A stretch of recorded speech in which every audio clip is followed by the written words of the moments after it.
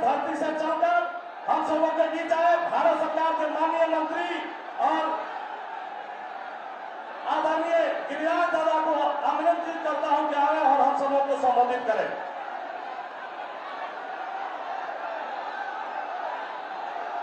बोलिए भारत माता की, भारत माता की, वंदे वंदे, जय श्री राम, जय जय श्री राम, हर हर महादेव।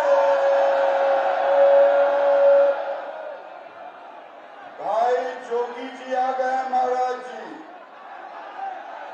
और मैं आपके बीच में बाधक नहीं बनूंगा। मैं दो बात कहूंगा। रूढ़ी जी के लिए कौन कौन वोट मांगेंगे, जरा हाथ उठाना। लेकिन एक चीज याद रखना, लालू जी जैसे लोगों के सामने कभी वोट मांगने नहीं जाना, क्योंकि वो हिंदुओं के पिछड़ों का आरक्षण छीन रहे हैं मुसलमानों के लिए। दूसरा, वोट मांगने जाना तो मैं अपने क्षेत्र में कहा था, राजीव प्रताप रूढ़ी के लिए किसी देशद्रोही से वोट मत मांगना। मांगोगे? नहीं मांगोगे ना? और किसी पाकिस्तान परस्त से भी वोट नहीं मांगना।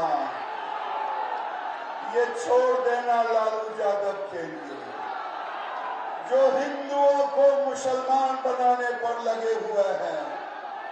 और आपको मैं चेतावनी दे रहा हूं कि आप सजग हो जाए, नहीं तो ये वोट के सौदागर सनातनी पिछड़े हिंदुओं के वोट को छीनने पर लगे हुए हैं। बोलो भारत माता की, जय श्री राम। योगी आदित्यनाथ जिंदाबाद, नरेंद्र मोदी जिंदाबाद, हर हर महादेव। धन्यवाद। अब अपने आदरणीय सांसद जी स्वागत भाषण करेंगे।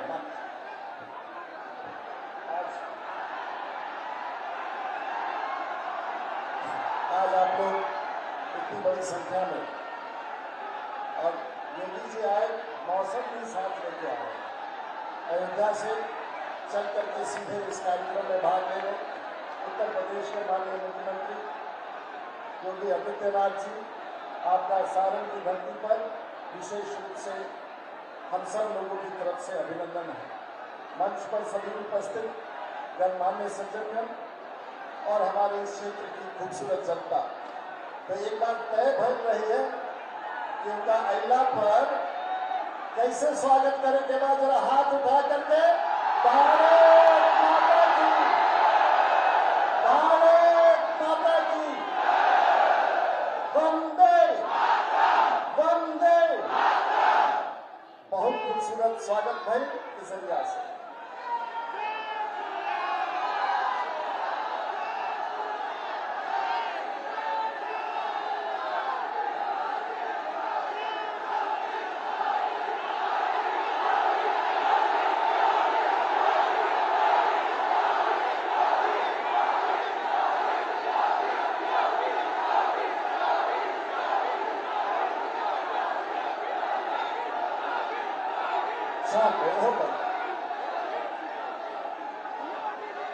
सबसे पहले आप हमारे बीच में आए, आपके बारे में हम अगर कुछ बोले तो वो कम होगा।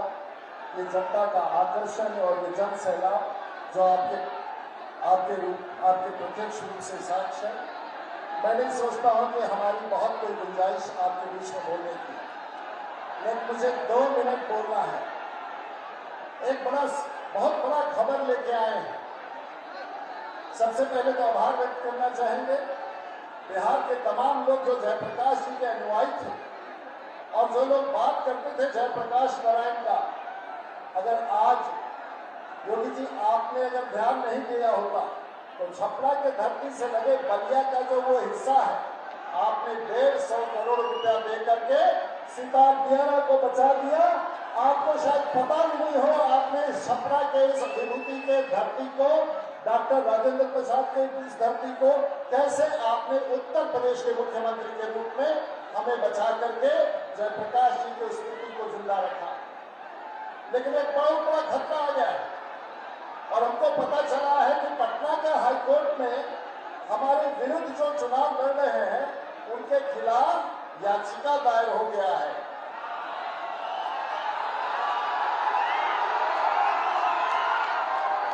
लेकिन इसके बाद आप लोग जाइएगा तो कहीं ना कहीं राष्ट्रीय जनता दल का कोई मिलेगा तो बोलिएगा कि जरूर वोट दीजिएगा, लेकिन एक चीज जरूर मान लीजिए, जो राष्ट्रीय जनता दल का समर्थक है सिंगापुर का एक टिकट जरूर मंगवा लीजिएगा ताकि कभी आपको जाना पड़े।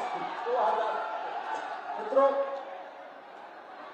हम सब यहाँ एकत्रित हुए हैं उस 20 तारीख के लिए और माननीय मुख्यमंत्री जी ने बहुत कम समय में मेरा आग्रह स्वीकार किया और सारण की धरती पर भगवान राम के आशीर्वाद को लेकर के हमारे लिए और सारण की जनता के बीच में आए हैं। हम फिर आपको एक बार फिर से नमन करते हैं और आभार करते हैं। मैं धन्यवाद देना चाहूंगा तमाम मित्रों का। मैंने अपनी बातें रख ली है और मुझे ऐसा लगता है कि अब आप सब योगी जी को सुनना चाहेंगे। आप हमारे गांव आए, आप यहाँ के धरती पर आए और जो लोग दाहिने हैं वो पीछे चले आइए। मैं कुछ नहीं बोलूंगा। आज आपने राजीव प्रताप रूडी को इस धरती पर कदम रख के भगवान राम के आशीर्वाद लेकर के विजयी घोषित करके जा रहे हैं। ऐसा ही हमारा मानना है। आप सबों के आशीर्वाद से एक बार फिर झंडा घुमा करके स्वामी जी का, योगी जी का, मुख्यमंत्री जी का स्वागत किए। एक बार और जोर से भारत माता की जय। अब हम सब जिनका 5 घंटों से इंतजार कर रहे थे, वैसे उत्तर प्रदेश से चलकर आकर के बिहार में दिशा दशा तय करने वाले उत्तर प्रदेश के माननीय मुख्यमंत्री अभी योगीनाथ बाबा का मैं हार्दिक अभिनंदन स्वागत करते हुए आग्रह करता हूं कि हम सबों को संबोधित करने की कृपा प्रदान करें। भारत माता की, भारत माता की, भारत माता की, वंदे वंदे वंदे। मंच पर उपस्थित केंद्रीय मंत्री और बेगूसराय से भारतीय जनता पार्टी के प्रत्याशी के रूप में जिन्होंने अभी चुनाव लड़ा है, ऐसे माननीय श्री गिरिराज सिंह जी, भारतीय जनता पार्टी के वरिष्ठ नेता, पूर्व केंद्रीय मंत्री, लोकप्रिय सांसद और भारतीय जनता पार्टी के लोकप्रिय प्रत्याशी माननीय श्री राजीव प्रताप रूडी जी, प्रदेश मंत्री श्री जगन्नाथ ठाकुर जी, माननीय विधायक श्री जनक सिंह जी, कृष्ण कुमार सिंह जी, सीएन गुप्ता जी, पूर्व विधायक विनय कुमार सिंह जी, भारतीय जनता पार्टी के जिला के अध्यक्ष श्री रंजीत सिंह जी, माननीय विधायक सुश्री सीएससी सिंह जी, पूर्व मंत्री चंद्रिका राय जी, मुनीश्वर चौधरी जी, विधान पार्षद श्री सचिदानंद राय जी,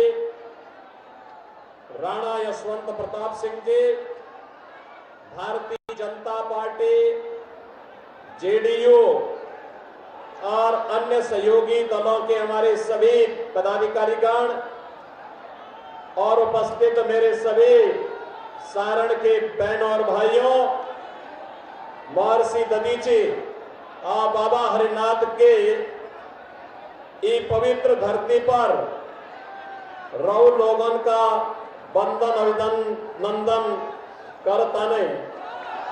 जय गंगा मैया।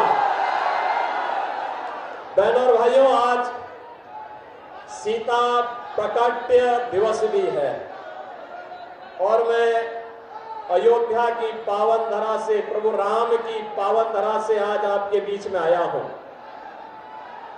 उत्तर प्रदेश और बिहार का जो आत्मीय रिश्ता है, हम उत्तर प्रदेश वासी बिहार को अपना ननिहाल जैसा मानते हैं। और बहनों और भाइयों, इससे बड़ा सौभाग्य और क्या हो सकता है कि माता सीता के प्राकट्य दिवस के अवसर पर मुझे सारण की धरती पर आने का सौभाग्य प्राप्त हुआ है। और आप सब जानते हैं, इस समय देश के अंदर लोकसभा चुनाव के 4 चरण संपन्न हो चुके हैं। 3 चरण अभी बाकी है, लेकिन देश में उत्तर, दक्षिण, पूरब, पश्चिम चारों ओर एक ही स्वर गूंज रहा है, एक ही नारा गूंज रहा है। लोगों के मन में एक ही संकल्प आया है और वह है कि फिर एक बार, फिर एक बार, फिर एक बार और अब की बार, अब की बार। बहन और भाइयों, जब 400 पार की हम बात करते हैं तो विपक्ष के लोग कहते हैं एक कांग्रेस के नेतृत्व का जो इंडी गठबंधन है वह कहता है कि कैसे, तो जनता जनार्दन के मुंह से निकलता है कि जो राम को लाए हैं, जो राम को लाए हैं। क्या बिहार भी यही सोचता है ना? बिहार यही सोचता है ना? क्योंकि जब अयोध्या में रामलला के मंदिर का भव्य उद्घाटन हुआ, उससे पहले सबसे पहला उपहार अयोध्या धाम के लिए कहीं से आया था तो बिहार से आया था। बिहार की जनता जनार्दन की ओर से आया था, क्योंकि उत्सव का माहौल जैसे अयोध्या में था ऐसे ही जनकपुर में भी था, जैसे उत्तर प्रदेश में था ऐसे ही बिहार में था। क्योंकि बिहार में तो और भी उत्सव था, क्योंकि मां जानकी का मायका जो बिहार में है। लेकिन बहनों और भाइयों, बहनों और भाइयों, अयोध्या के महात्म को और भारत के महात्म को केवल वही समझ सकता है जिसके मन में राम की भक्ति होगी। रामद्रोही नहीं समझ सकते, उनकी समझ में आएगा भी नहीं, क्योंकि उनके मन में तो एक ही भाव है और वह है कि जैसे भी हो सत्ता प्राप्त करो, देश की कीमत पर सत्ता, जातियों को लड़ा करके सत्ता, आतंकवाद को पनपा करके सत्ता, नक्सलवाद को पनपा करके सत्ता, भ्रष्टाचार को बढ़ा करके सत्ता, अराजकता फैला करके सत्ता। और हमारे लिए तो राम सर्वोपरि है, राम की भक्ति है और राष्ट्र के प्रति अटूट समर्पण का भाव है। इन दोनों को अलग करके हम नहीं देख सकते और इसीलिए पूरा देश आज के दिन पे कहता है कि जो राम को लाए हैं हम उनको लाएंगे। बहनों भाइयों, 4 चरणों के चुनाव के उपरांत पूरे देश के अंदर अब सुनामी बन चुकी है, मोदी सुनामी। मोदी जी तीसरी बार देश के प्रधानमंत्री बनेंगे, कोई संदेह अब नहीं रहा। और मैं तो आपके सामने आया हूं आपसे कहने के लिए, आपसे मैं यही कहने के लिए आया हूं। मैं पहले बिहार में औरंगाबाद गया, वहां से नवादा गया, फिर बेगूसराय आया और आज मुझे छपरा में, सारण में आने का अवसर प्राप्त हुआ है। बहनों और भाइयों, उत्साह, क्या उमंग है, क्या उत्साह है। मैं देख करके दंग हूं। बिहार की बुद्धिमता ने देश और दुनिया को एक दिशा दी है। बिहार यह भारत के पहले राष्ट्रपति डॉक्टर राजेंद्र प्रसाद जी की पावन जन्मभूमि है और ये बिहार देश की आजादी के बाद देश के सबसे बड़े राजनीतिक आंदोलन जिसने लोकतंत्र को बचाया था सदैव जयप्रकाश जी की भी पावन धरा है। लेकिन बहनों और भाइयों, इस बिहार को कांग्रेस और आरजेडी के इस गठबंधन ने कहां पहुंचा दिया था। बिहार के लोगों के सामने, बिहार के नौजवानों के सामने पहचान का संकट खड़ा हो गया। हमें दुख होता है कि जो बिहार अपनी बुद्धि से, अपनी बुद्धिमत्ता से देश को दिशा देने की सामर्थ्य रखता है, वह बिहार पहचान के लिए तरस रहा था। इन लोगों ने माफिया और अपराधियों को पनपा करके क्या स्थिति बिहार की कर दी थी। और बहनों और भाइयों, आज आप देख रहे होंगे यूपी में, यानी केंद्र में भी बीजेपी और यूपी में भी बीजेपी की सरकार आई। अयोध्या में रामलला का भी विराजमान हो गया। और आप देखते होंगे उत्तर प्रदेश में हमने माफियाओं को कहां पहुंचाने का काम किया है। एक बड़े बड़े माफिया थे जो पहले सत्ता का संचालन करते थे, बड़े बड़े दंगे करवाते थे। रामनवमी में दंगा, होली में दंगा, दीपावली में दंगा, जन्माष्टमी में दंगा, शिवरात्रि में दंगा, जो भी पर्व है, छठ पे दंगा। तो हम लोगों ने भी तय किया, मैंने कहा अगर मुझे मोदी जी ने यूपी की बागडोर सौंपी है तो इन दंगाइयों को रसातल तो जरूर पहुंचाऊंगा।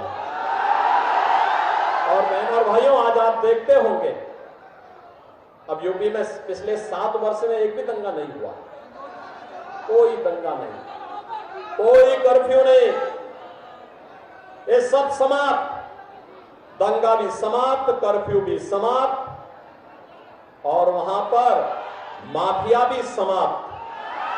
अब महोत्सव होते हैं, महोत्सव, दीपोत्सव अयोध्या में, रंगोत्सव मथुरा में, देव दीपावली काशी में, और आपको अयोध्या में, काशी में, विंध्यवासिनी धाम में जाने का अवसर प्राप्त होता होगा।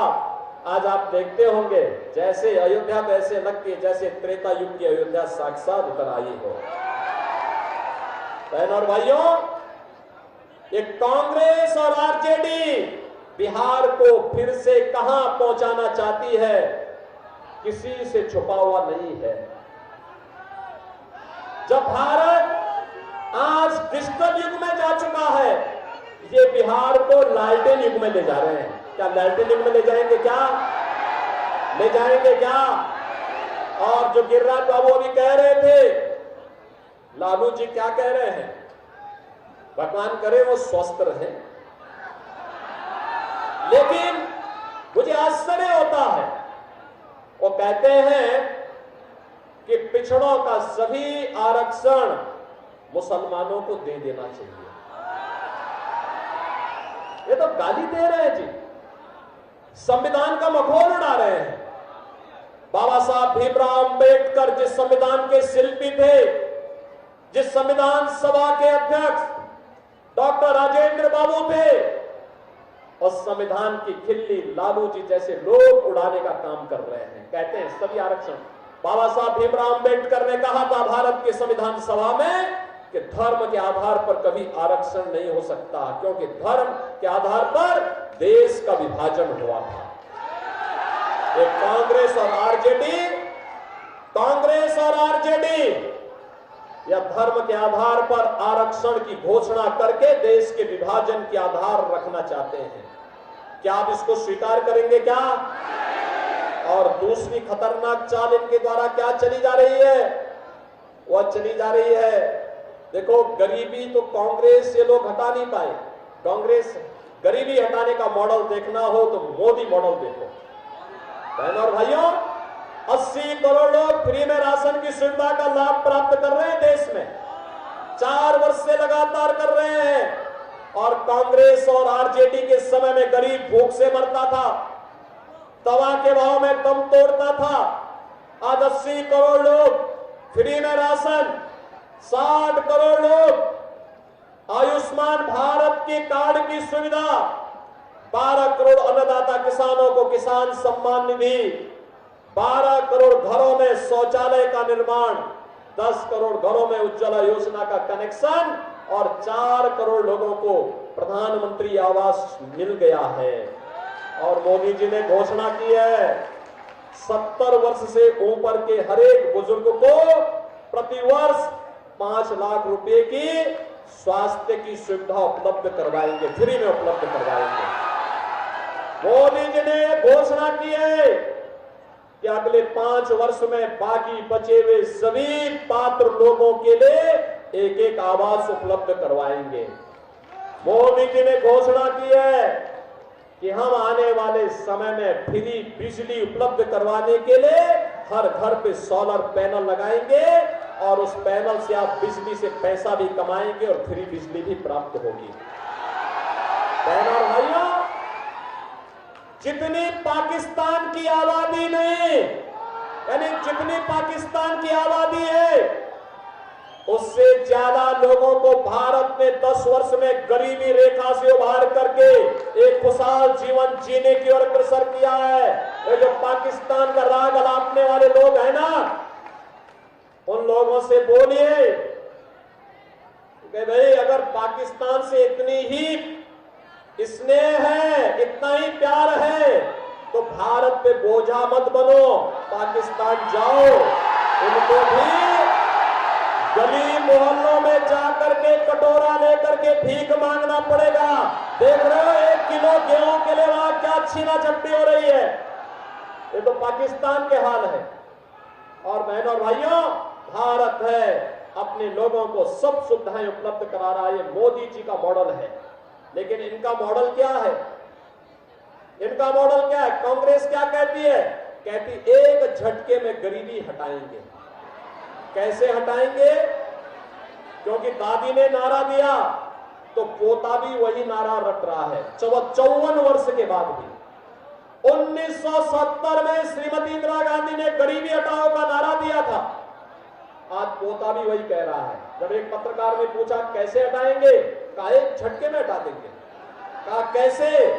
उसने कहा वेल्थ सर्वे, वेल्थ इमरजेंसी, ये सर्वे कराएंगे संपत्ति का। आपके बाप दादों की जो कमाई होगी, आपके पिताजी ने, आपके बाबा ने कोई जमीन का टुकड़ा खरीदा होगा, 1 बीघा, 2 बीघा, 4 बीघा, कोई जमीन ली होगी, कोई आपको पुश्तैनी जमीन मिली होगी। उसमें कांग्रेस और आरजेडी के गुंडे आएंगे, कहेंगे कि भाई अब तो इनकी सरकार आ गई है, इसमें से 50% आधी प्रॉपर्टी अब ये सरकार की हो गई है, अब इसमें कांग्रेस के लोग कब्जा करेंगे। यानी इनके अंदर औरंगजेब की आत्मा घुस गई है, जो जजिया कर लगाना चाहते हैं विरासत टैक्स के नाम पर। क्या ये जजिया कर स्वीकार करेंगे? क्या स्वतंत्र भारत में औरंगजेब की आत्मा वालों को आप जीवित करने देंगे क्या? बहनों और भाइयों, ये चुनाव भारतीय जनता पार्टी के लिए, जेडीयू के लिए, लोक जनशक्ति पार्टी के लिए और हमारे अन्य सहयोगी दलों के लिए आत्मनिर्भर और विकसित भारत को बनाने का चुनाव है। आत्मनिर्भर भारत का मतलब हर नौजवान आत्मनिर्भर, उसके हाथ को कार्य होगा, हर किसान खुशहाल होगा, हर बेटी और बहन सुरक्षित भी होगी और सम्मानजनक आर्थिक स्वावलंबन की ओर आगे बढ़ेगी। समाज का हर तबका आत्मनिर्भर होगा और विकसित भारत की संकल्पना को आज साकार करने के लिए मोदी जी को तीसरी बार फिर से देश का प्रधानमंत्री बनाना है। और मोदी जी को प्रधानमंत्री बनाना है तो छपरा सारण पर कमल खिलाना है और इसके लिए मोदी जी को भारी बहुमत से विजयी बनाना है। सहमत हैं? सहमत हैं? सहमत हैं? बहनों और भाइयों, पूरा चुनाव तो अब राम भक्तों रामद्रोहियों के बीच में आ गया है। आ गया है ना, आ गया है ना। देखो क्या कहते हैं सब ये रामद्रोही, कहते हैं राम मंदिर बेकार बना है। कांग्रेस के एक बुद्धिदाता है, कहते हैं राम मंदिर भारत में बनना ही नहीं चाहिए था। तो हमने कहा कहां बनना चाहिए था? कहना था भारत में नहीं बनना चाहिए था। अबे हमने कहा बताओ तो, राम मंदिर अयोध्या में भारत के अंदर नहीं बनता तो कहां बनता? कहता इससे भारत की इमेज खराब हुई है। वाह, हम अपने मुक्तिदाता का, अपने ईश्वर का, अपने इष्ट का मंदिर बनाए, उनकी जन्मभूमि पर बनाए। ये भी कांग्रेस के लोगों को बुरा लगता है, आरजेडी वालों को बुरा लगता है। बहनों और भाइयों, ये देश के लिए स्वयं समस्या है। ये कांग्रेस भी और आरजेडी भी देश के लिए एक समस्या बन चुकी है। और इस समस्या से जितनी जल्दी बिहार मुक्ति पा ले, देखो यूपी ने तो उस समस्या का समाधान कर दिया है। आपने देखा होगा कांग्रेस के वहां मात्र 2 सदस्य हैं विधानसभा में, और लोकसभा में पिछली बार 1 था, इस बार वह भी नहीं रहेगा। लेकिन मैं आपसे कहने के लिए आया हूं, लालू जी के ही शागिर्द उत्तर प्रदेश में भी हैं, और उन लोगों को हम लोगों ने एकदम सही जगह पे बिठाया हुआ है कि भाई देखो, बहुत बोलना नहीं है, बहुत करना नहीं है, हलचल बहुत नहीं होनी है। क्योंकि जिन माफियाओं को पहले शागिर्द बनाते थे, अब वे जन्नत के नहीं जहन्नुम के अधिकारी बन चुके, जा चुके हैं। अब उनके लिए कोई जगह नहीं बची है। इसलिए अब बहुत ज्यादा उछल कूद करने की आवश्यकता नहीं है। अब तो राम भक्तों, राष्ट्र भक्तों की बारी है, और विकसित भारत निर्माण के लिए हम सबको मिलकर के कार्य करना है। आप सभी बिहारवासी भी सहमत है ना? सारण और छपरावासी भी सहमत है ना? नए भारत का नया बिहार बनाना है ना? तो इसके लिए एक सीट जीतना होगा, और इसके लिए छपरा और सारण लोकसभा सीट पर राजीव प्रताप रूडी जी को चुनाव विजयी बना के भेजना होगा। बना के भेजेंगे, घर घर जाएंगे, एक एक वोट को मतदान केंद्र पे लेके जाएंगे, किसी के बहकावे में तो नहीं आएंगे, और सबको बोलेंगे ना कि जो राम को लाए हैं, जो राम को लाए हैं। बहनों और भाइयों, आप सब ने जो उत्साह दिखाया है, मैं आप सबका हृदय से अभिनंदन करता हूं, और आप सबसे अपील करता हूं कि भारतीय जनता पार्टी के सुयोग्य प्रत्याशी, लोकप्रिय प्रत्याशी, वरिष्ठ नेता कि राजीव प्रताप रूडी जी को भारी बहुमत से विजयी बनाने की अपील आप सबसे करता हूं।